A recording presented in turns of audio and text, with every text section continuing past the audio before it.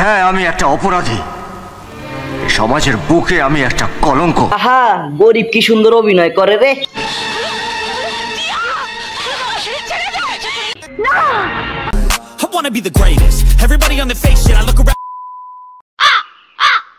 তো hey guys, আমি শাহজাহান ফিরলাম 1 বছর পর। আমি আবারও চলে আসলাম আমাদের সেই পুরনো ওল্ড আগেরকার গরিবের রাজাকে নিয়ে। আসলে বাংলা সিনেমার কর্মকাণ্ডগুলো আমার খুব মনে পড়তেছে, যেমন শাড়ি নিয়ে তুলকালাম।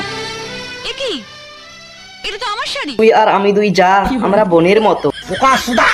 ইয়ে মানে সিনেমায় তুই যা, আমরা বোনের মতো। এই কথাটা তবুও মানা যায়। তোর শাড়ি আমি পরবো, আমার শাড়ি তুই পরবি, এটাই তো স্বাভাবিক। এর পরের বার কোমল ঠোঁটে উচ্চারিত করিয়া যে কথাটা বলিয়া দিল, শোনার পর আমি উঠলাম। আবার না বলে বসো, তোমার বরকে আমি রাখবো, আমার বরকে তুমি রাখবে। টিয়া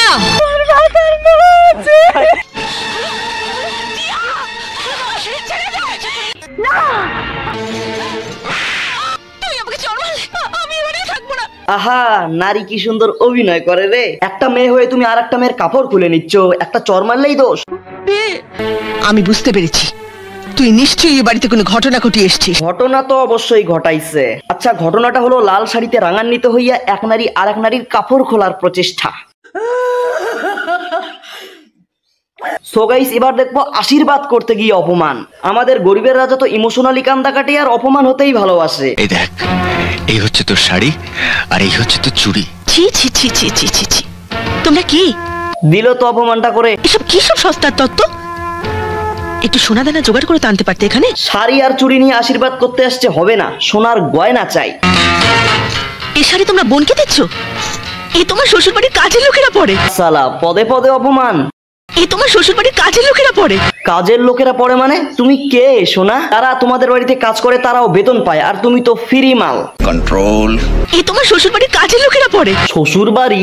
ও, তার মানে এই হারামি লুচ্চা পাকা বুড়া তোমার শ্বশুর? মেয়েটা দেখছি সব গোলমাল করে দেবে। গোলমাল করে দিল মানে? অপমান করাটা এই মালেরই সাজানো নাটক ছিল।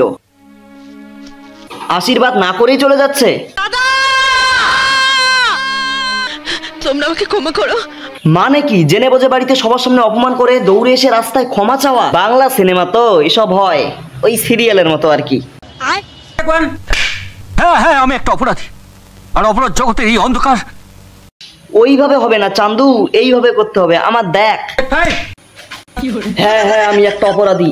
আর ও কার লোক? আরে সরাও ভাই, এখানে শুটিং হচ্ছে না অন্য কিছু?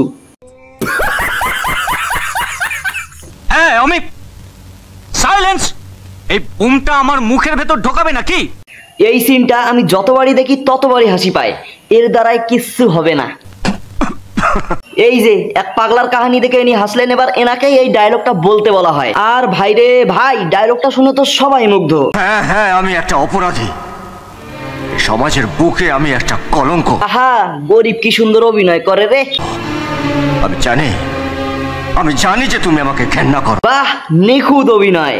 সবচেয়ে বড় অন্যায়, সবচেয়ে বড় পাপ, সবচেয়ে বড় অন্যায়। এইবার ইমোশনালি কান্নাটা কাজে দিছে। সো বন্ধুরা, এইবার তো আমাদের গরিবের রাজা সিনেমায় নায়কে পরিণত হয়েছে। এটা তো অত্যন্ত খুশির সংবাদ। সো গাইস, আজকের ভিডিও এতটাই। কেমন লাগলো অবশ্যই কমেন্ট করে জানিও। ভালো লাগলে like, comment, share and subscribe my channel. দেখা হচ্ছে নেক্সট ভিডিওতে।